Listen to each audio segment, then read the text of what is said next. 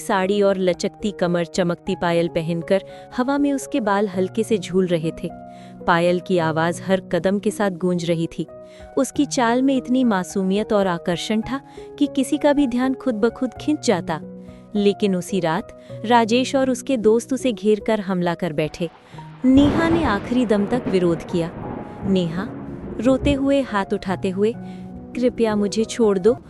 छोटे से घने पेड़ों और सुनसान गलियों वाले गांव में हर रात कुछ रहस्यमयी घटता। गांव वाले आपस में कहते थे, उस रात के बाद नेहा की पायल की आवाज़ अब भी सुनाई देती है।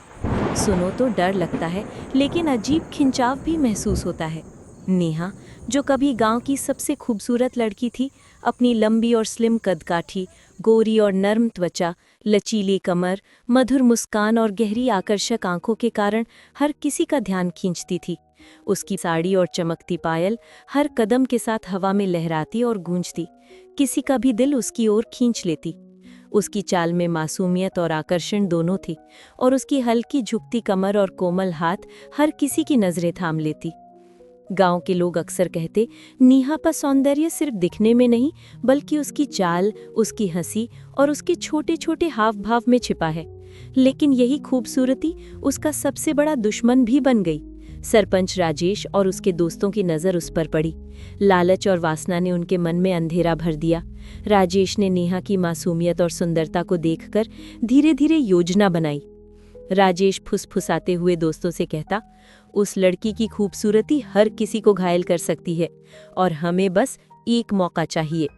दोस्त, लेकिन गांव वाले देख लेंगे तो? राजेश, कोई नहीं देखेगा। नेहा का सौंदर्य उसे भी सुरक्षित नहीं रख सकता। नेहा, जो कभी सच्चे दिल की और मासूम थी, कभी भी अपनी सुंदरता के कारण किसी का दिल तोड़ने या किसी को नीचा दिखाने की सोच भी नहीं सकती थी। वो तालाब की ओर जा रही थी, उत्सव की तैयारी के लिए। साड़ी और लचकती कमर चमकती पायल पहनकर हवा में उसके बाल हल्के से झूल रहे थे। पायल की आवाज हर कदम के साथ गूंज रही थी।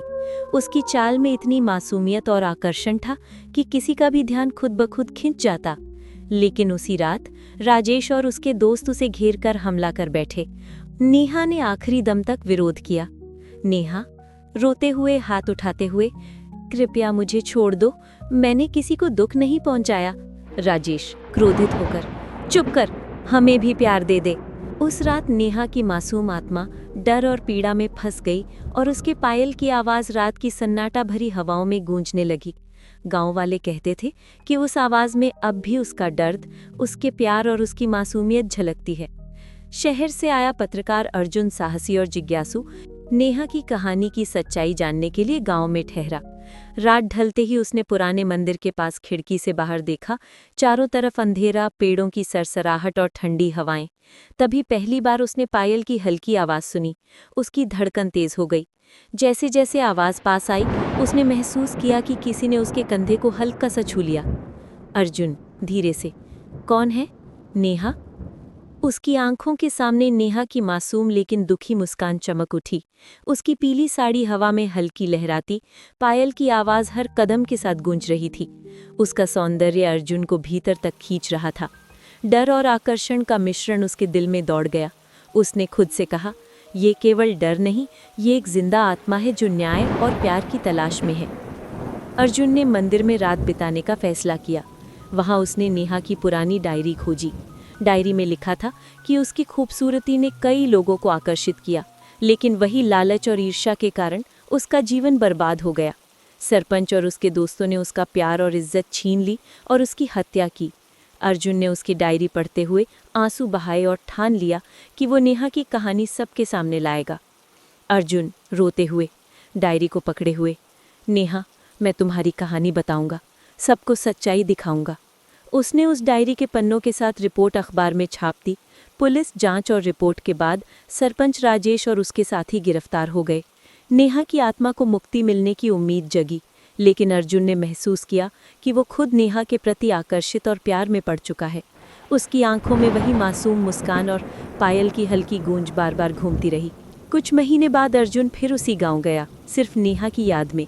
देर रात तक कोई आवाज़ नहीं आई। उसने उम्मीद खो दी थी, लेकिन फिर अचानक रात में वही पायल की आवाज़ सुनकर उसके दिल में उत्साह, डर और प्यार का मिश्रण उमड़ पड़ा।